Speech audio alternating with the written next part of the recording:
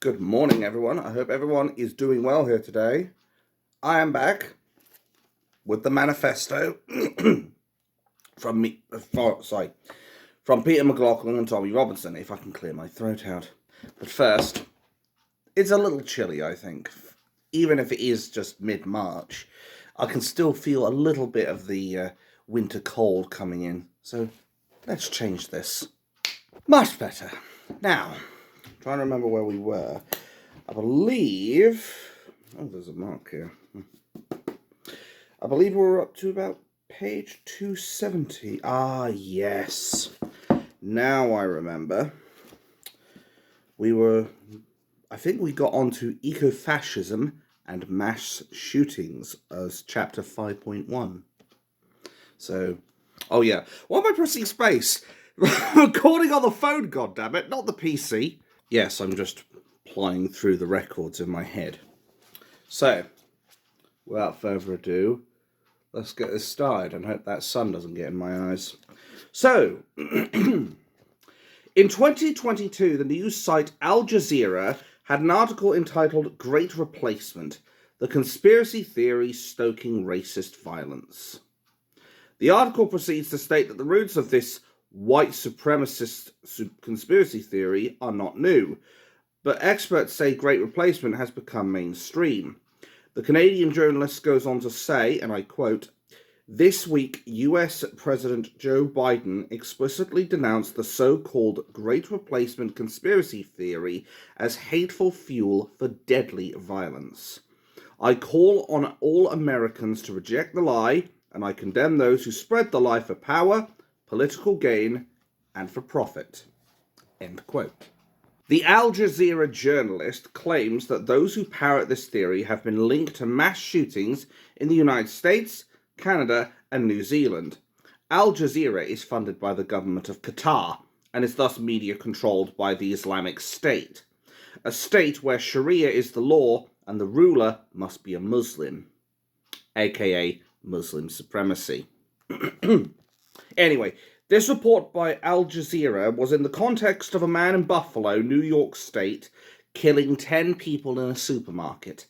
The reports of the shooting and his trial all claimed that he produced a manifesto, in quotes, thus Wikipedia states. Gendron is reported to have written a manifesto describing himself as an ethno-nationalist and a supporter of white supremacy who is motivated to commit acts of political violence. He voiced support for the far-right Great Replacement conspiracy theory in the context of white genocide. I'm going to put this out there very briefly. Great Replacement can no longer really be considered a white supremacy conspiracy theory, because at the end of the day, this replacement is happening. They are replacing Indigenous British people with people from the third world, most of them, or from countries where crime is rife. It isn't a conspiracy theory anymore, because that would imply it's just some cooked up insanity tinfoil hat nut job. And I don't have any tinfoil. I have aluminium, though. I love cooking with it. Anyway, it's basically something that is happening now. Think about it. With all the illegal immigration that's coming over into the country, we are being replaced. The mainstream media and, of course, our establishments don't want to admit that. Anywho, the Wikipedia article... Oh, sorry, no, I've skipped ahead. But despite nearly 200 links referenced at the end of this Wikipedia article, not one links to the alleged manifesto. The above two sentences from the Wikipedia article contain 8 links in those 2 sentences, yet not one of those links is to this alleged manifesto. The Wikipedia article on the Buffalo murders summarizes the shooter's alleged 180-page manifesto, which supposedly was also accompanied by a 673-page online diary. In the manifesto, the author, Gendron, apparently describes himself as someone who initially identified as being on the authoritarian left, before he developed American neo-Nazi, anti-Semitic, eco-fascist, ethno-nationalist, populist, and white supremacist views. He claims to have adopted these ideological stances after he visited the discussion board poll on 4chan. as well as the website The Daily Stormer beginning in May 2020. The manifesto primarily promotes the white nationalist and far-right Great Replacement conspiracy theory of Reynold Camus, which claims that elites are promoting immigration and decreasing white birth rates in an attempt to subject whites to a genocide. The manifesto also says Jews and societal elites are responsible for transgender inclusivity and non-white immigration, that black people disproportionately kill white people, and that non-whites will overwhelm and wipe out the white race. Note that in this manifesto, the author of the document supposedly describes himself as being on the authoritarian left before becoming a Jew-hating National Socialist eco-fascist, another form of socialist, and white supremacist. In the text and notes above, we pointed out the racism and white supremacism of revolutionary socialist Jack London, of socialist Upton Sinclair, of National Socialism of the Fabian Socialists. Notice how the oligarchy focus on Gendron's supposed white supremacism rather than his socialist eco-fascism. Where is this manifesto so the public can see for ourselves what his reasons were? Why aren't we allowed to see for ourselves if it contains well-founded, well-referenced, rational arguments or the scrambled ravings of a lunatic?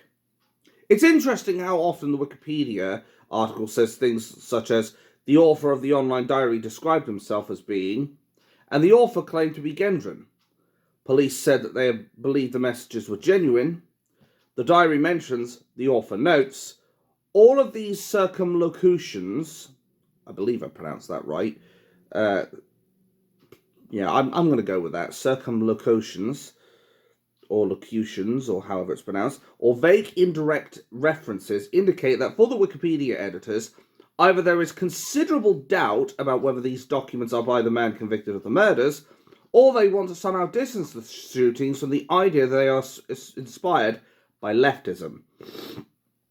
Yet the documented criminal charges against Gendron have no qualms about referencing to the manifesto. The circumlocutions regarding the authorship of this manifesto are strange, particularly since the document was cited in the charges against Gendron. Gendron pleaded guilty. I need a moment here.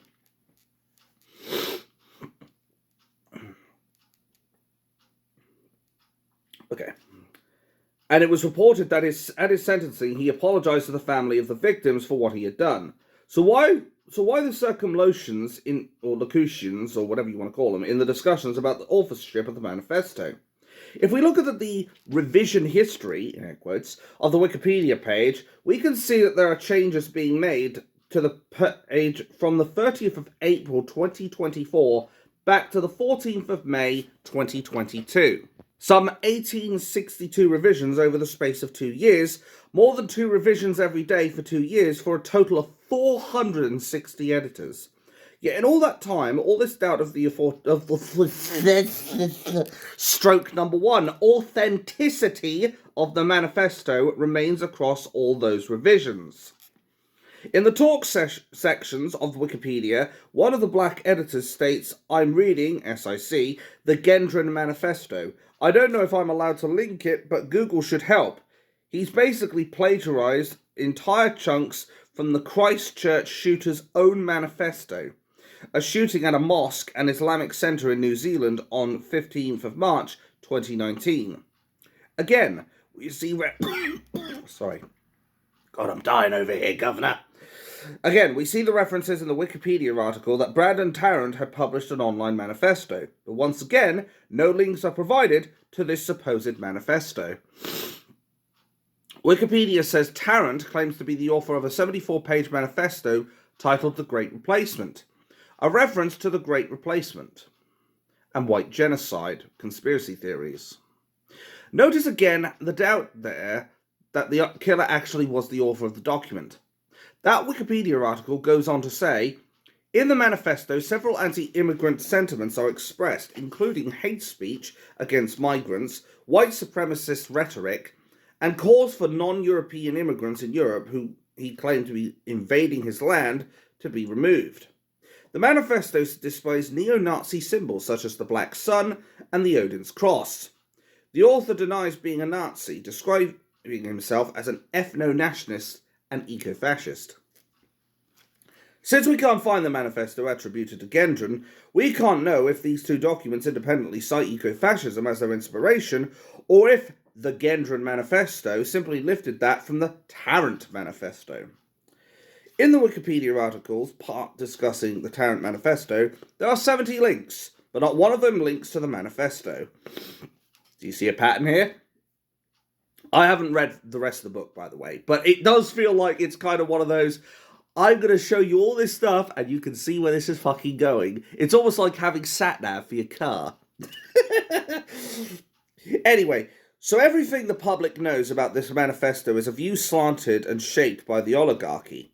In the talk section of the page about the Christchurch shooting, one Wikipedia editor asks why there are no links so that the public can read for themselves what it says, since there are links from Wikipedia to similar documents. Nothing comes of this question, with the powers who control Wikipedia content to deny providing such information on the grounds it contains information inciting killing of certain people. As people with any sense know, the Quran contains multiple commands for believers to kill the unbelievers, and history shows that millions of unbelievers have been killed because of these commands. Of course, Islamic Al Jazeera thinks a manifesto of white supremacism is awful, but not the violent supremacism of the Manifesto of Islam. An earlier mass killing occurred in El Paso, Texas in 2019. Again, the killer supposedly left a manifesto about the Great Replacement, concerned about the rising number of Mexicans in Texas. On Saturday, Patrick Crusius opened fire at a shopping center in El Paso, in Texas, killing 20 people, and wounding at least 24 before police apprehended him. A native of the Dallas suburbs, he had to drive nearly 9 hours to get to the border city, and according to a manifesto he posted online before the attack, he did it in an effort to fight off a Hispanic invasion of Texas. Once again, the shooter was supposedly an eco-fascist. The manifesto was supposedly entitled The Inconvenient Truth, an allusion to the film of that title about climate change by an ex-president, or vice-president, of the USA. Strangely, Wikipedia does link to the manifesto of Patrick Crusius, although only being 5 pages long, there's not much of any substance to the linked document. As with the transgender delusion and the myth of climate change, we're supposed to think that these are real, but we're supposed to not notice the oligarchy spending decades gradually implementing their policy of population replacement. Why is it that most of these manifestos are not publicly available, yet every mosque, bookshop, and public library has the hate-filled manifesto of the founder of Islam? A book which commands those who believe it to kill those who do not believe it. The Wikipedia entry for the Quran includes links where people can get free copies of the Book of Hate Speech, commanding Muslims to kill us unbelievers. Islam does not get denounced the way the supposed far-right theory of population replacement does. Don't know why I came up with far-right theory of conspiracy theory. That would have been interesting, wouldn't it? Anyway, when Peter McLaughlin and Tommy Robinson published Muhammad's Quran, demonstrating the scholarly text that the commands to kill unbelievers are the core commands used by Muslims to resolve contradictions in the Quran, their book was banned for denouncing the violence fundamental to Islamic doctrine. But of course the mainstream media won't tell you this. You know the drill, folks, because say it with me. It doesn't suit the narrative. So the oligarchy do not permit the intrinsic violence and hatred in the Quran to be denounced. But the oligarchy ensure that no one can read that the supposed white supremacist manifestos which are claimed to be the basis of massacres. If the oligarchy had any principles, the Quran would be denounced and would not be available to Muslims. Even worse, we unbelievers are commanded by the oligarchy to respect this book that calls for us to be the victims of hate-filled murder. In fact, the oligarchy fund the barracks of Islam in towns and cities across the West. London Muslim Centre, part of East London Mosque, cost £10.4 million. Funding was provided by the London Development Agency, European Development Fund, the London Borough Tower Hamlets, and Sherstart. Around £4 million was donated by members of the public. It was also funded by the European Union. These barracks are allowed to register as charities, allowing them to avoid tax, another way in which the oligarchy enriches the barracks. The donations for East London Mosque says if you're a UK taxpayer, please don't forget to choose the gift aid option when you make your donation. We will use any gift aid collected for our general charity costs. Can you imagine some white supremacist organisation being funded by big business?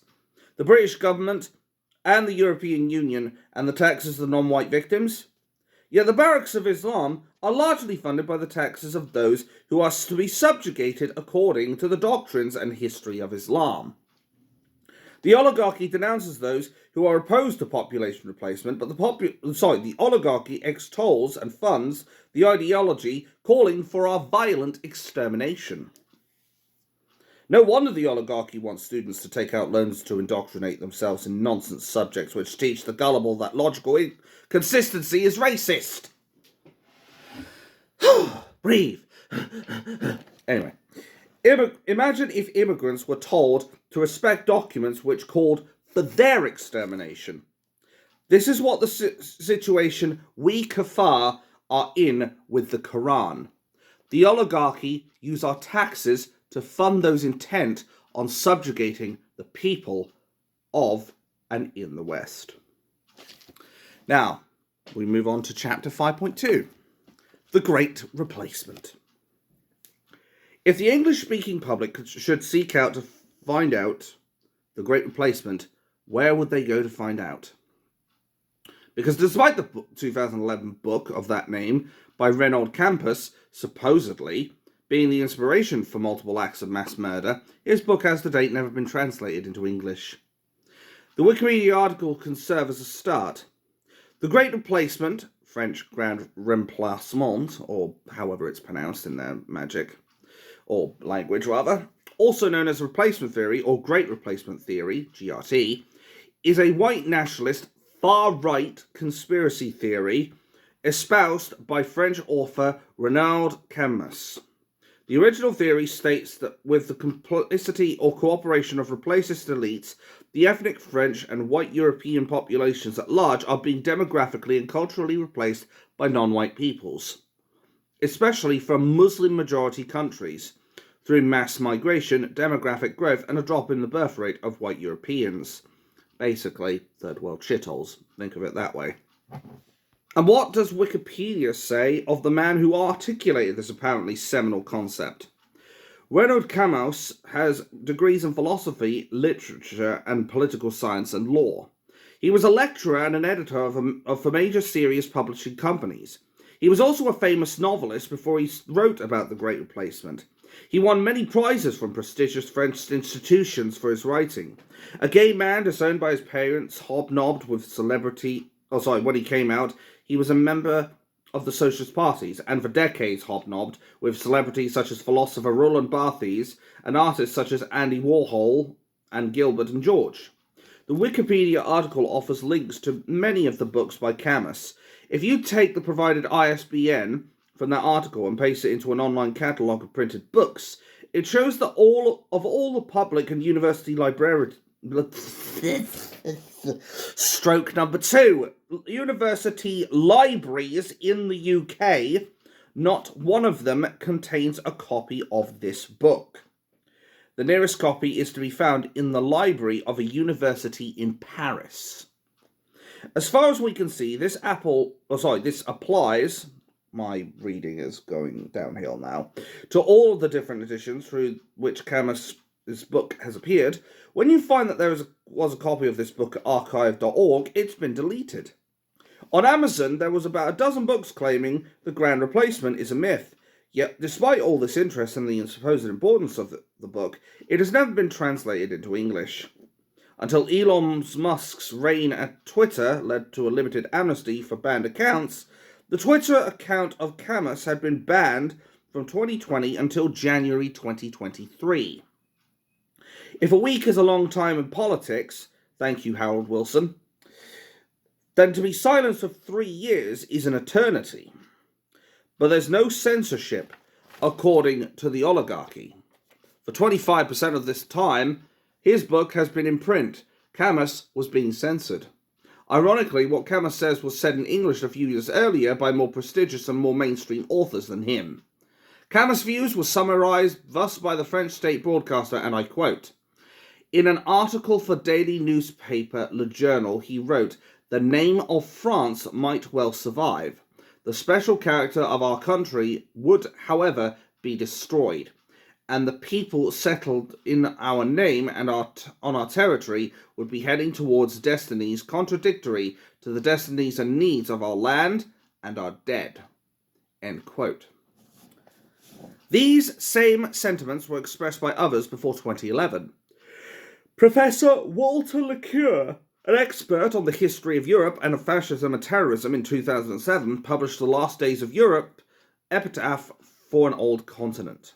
And in 2010, Christopher Caldwell published Reflections on the Revolution in Europe, Can Europe Be the Same with Different People in It? Moreover, in a whole series of articles, TV shows, and well-referenced books from as early as 2006, the outstanding comedian and writer Mark Steyn had been warning that demographics is destiny and the future belongs to those who show up. All these famous writers in English were extremely negative about the future for the people of Europe. So why all the vitriol for Camus? Because Camus is French and was talking to the French about something that is viscerally real to them. For instance, it is illegal in France to gather statistics about the ethnicity of people in France, or because Camus came up with the phrase "the Great Replacement," which so easily frames what is going on without the need to read his book. Or is it because Camus made it clear that the replacement is not accidental, but is the deliberate policy of the oligarchy? Perhaps it is because of the claim that Camus is highlighting that the plan of the oligarchy is genocide by substitution. Or was it because Camus was a gay leftist who dissented from the leftist cult and thus therefore be demonized in order to whip other leftists back in line with the cult? Remember what happened to Johan Hari and Pim Fortuyn, see chapter 3.9 and 3.8. Whether any precedent for this book by Camus is cited by the oligarchy, they do this by digging up the work of racists, in air quotes, from last century. An obvious attempt to frame the idea of the Great Replacement as unconscionable, or unconsignable. Sorry, the word was really throwing me for a loop there. Rather than as yet another statement of these same demographic phenomena observed by Steyn, Lecure, and Caldwell just a few years before Camus published his book. This is how the oligarchy work, not by rational discussion, but by character assassination. And I think one reform politician comes to mind when I think that right now. I won't say much, but let's just say he's got a letter N and a letter F in his name, and leave it at that. The gay socialist Camus is cast as a far-right racist in order to try and stop anyone considering what he has to say. In the same way, the oligarchy in the Netherlands assassinated the character of gay socialist Pim Fortuyn, leading to his actual assassination in 2002. In the English-speaking context, we should consider the work of one of the oligarchy's propaganda organisations named the Institute of Strategic Dialogue, ISD. The ISD is a registered charity in the UK, which by itself indicates that this is one of the oligarchy's favourite tools. As a charity, it gets tax-exempt status, giving it a more profitable way to conduct political manipulation than for a business or private individual who are liable for tax. But the ISD is also registered as a company in UK, USA, Germany, France, and Jordan. At the UK corporate listing for the company stroke number 3, company details, you will find that those who control this propaganda organisation have included Lord Weidenfield, Baroness Kennedy, Sir Ronald Hugh Grierson, Sir Michael Lawrence Davis, all manifestly members of the oligarchy.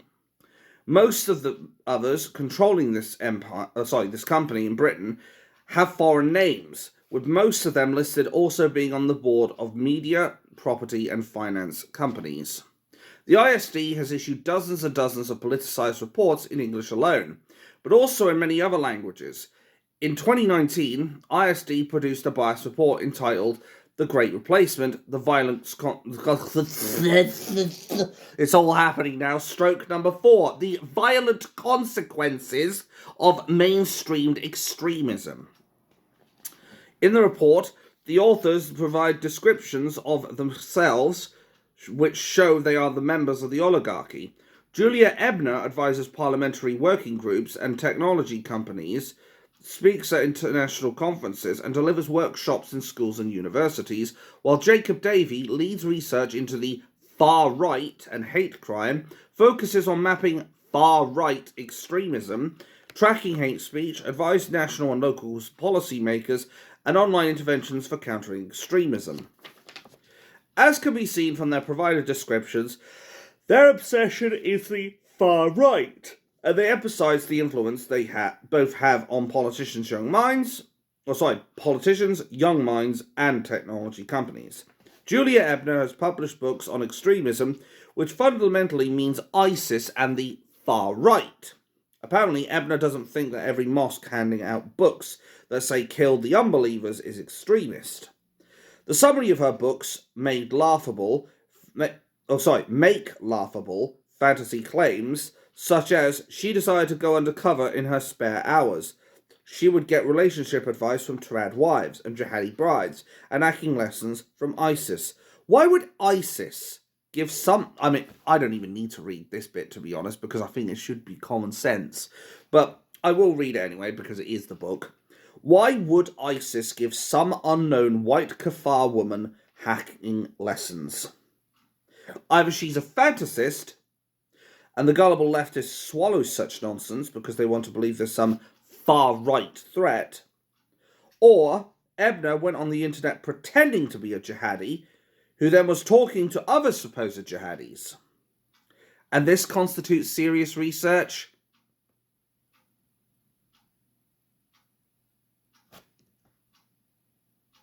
Anyway, if she can pose as a convincing jihadi, who's to say she was not just chatting with another fake like herself?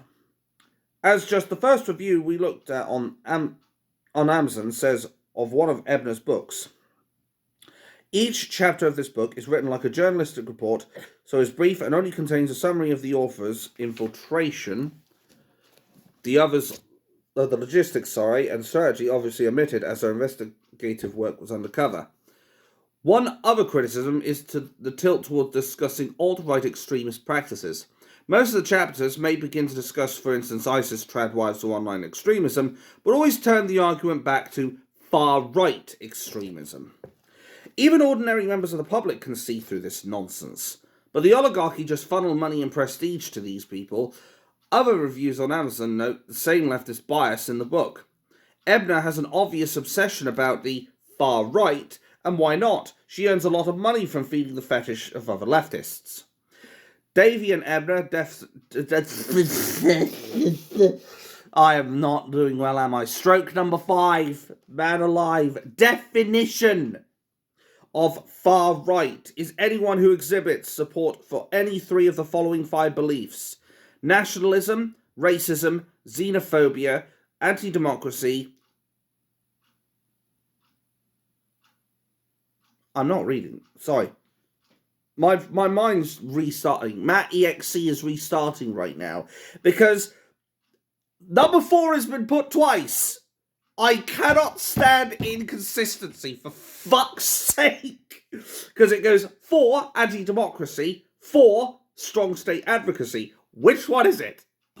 I know it's supposed to be number 5, but Jesus Christ. And I'm going to go off on a brief tangent here, because I need to discuss why this is all a complete crock of shit, their beliefs.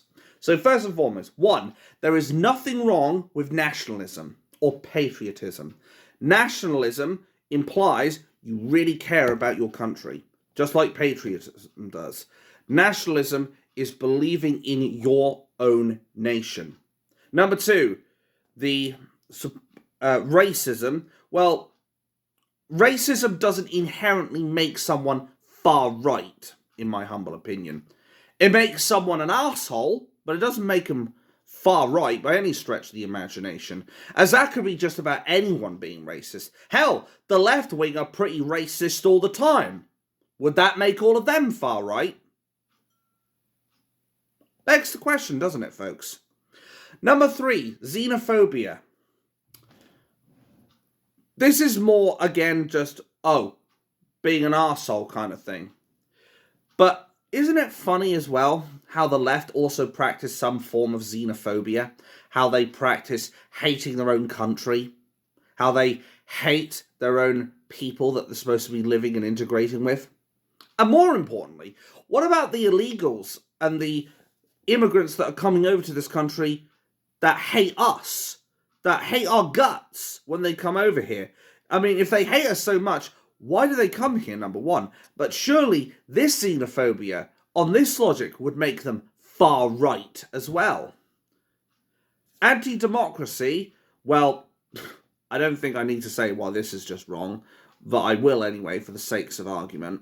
But last time I checked, I don't think the far right were the ones denying people a platform for which to speak, or not having certain guests on their shows in order to silence political dissent.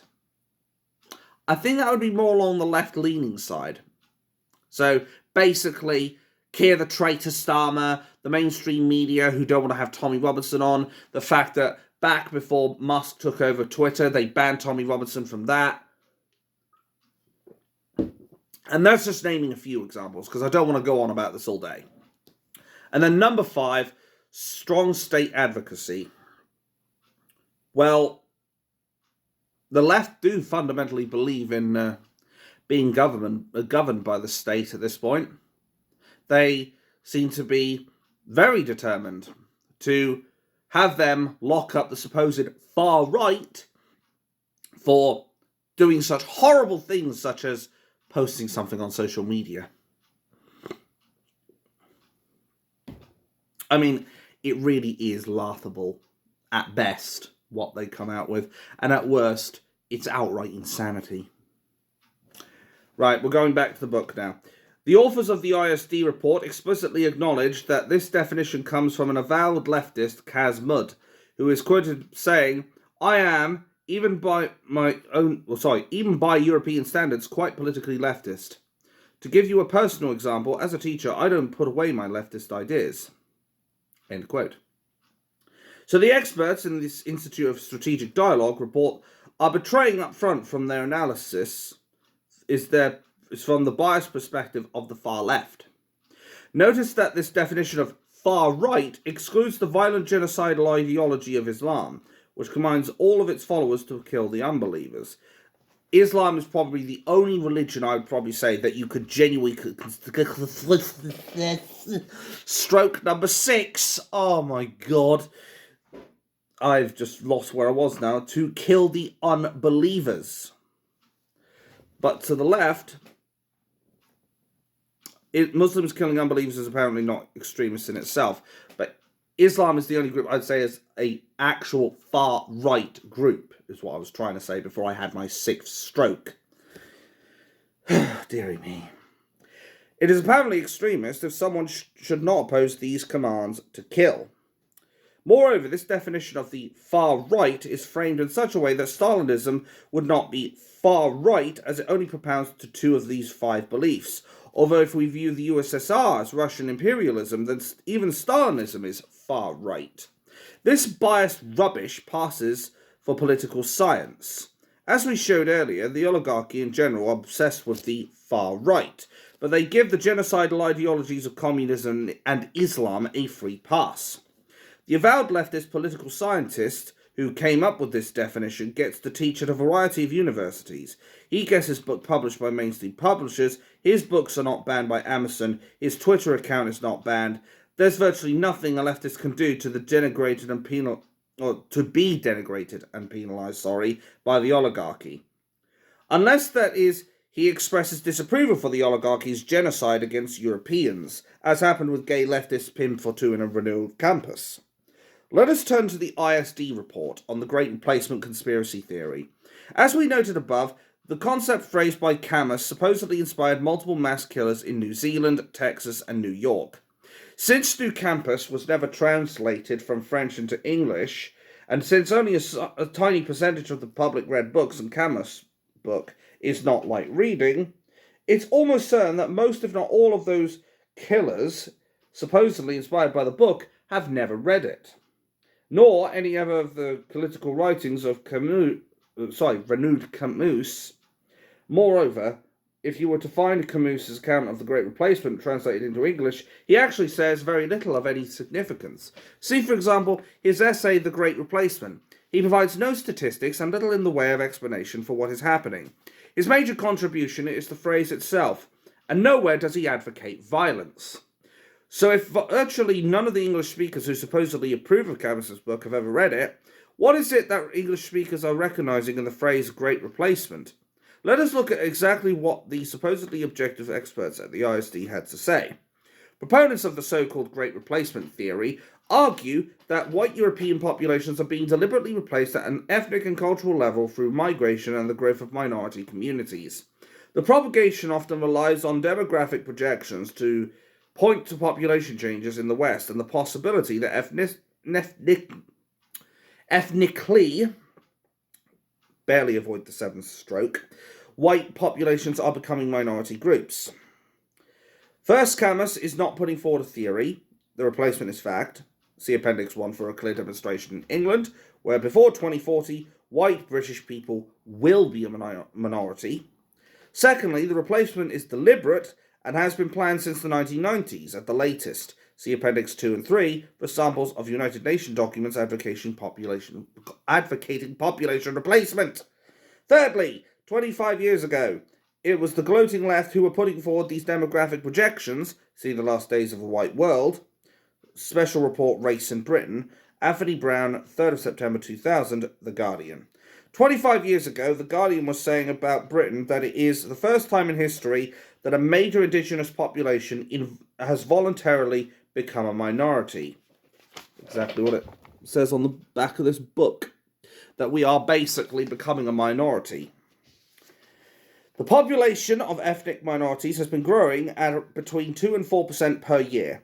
Net immigration has been running at record levels, with 185,000 newcomers last year. And bear in mind, this is 25 years ago. Whites will become a minority before 2100. Under the con-socialist government of Boris Johnson and Rishi Sunak between 2021 and 2023, 2.3 million immigrants moved to the UK legally. That is, with the explicit connivance of the con-socialist government. So the current rate of official legal population replacement is more than 10 times higher than the Guardian prediction was working on just 25 years ago. It's clear that even the projections of Appendix 1 are an underestimate of the speed of which this anti-democratic replacement of the indigenous people is happening. The British will be an ethnic minority in their own lands long before the end of this century.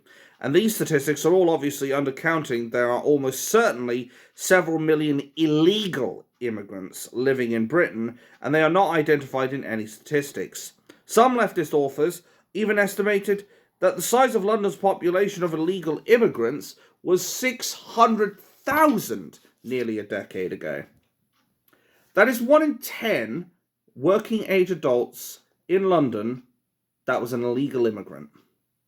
Illegal immigrants laugh at the idea that is brought up, that they will ever be caught or removed. It is no wonder the oligarchy, a cabal of international financiers and leftists, fund the likes of Davy and Ebner to gaslight the public, providing easy material for journalists to regurgitate whenever the anti-democratic population replacement is brought up. And that'll be all for today's book. So, we will be on page 280, and we'll be going into chapter 5.3, Leftist Gloating.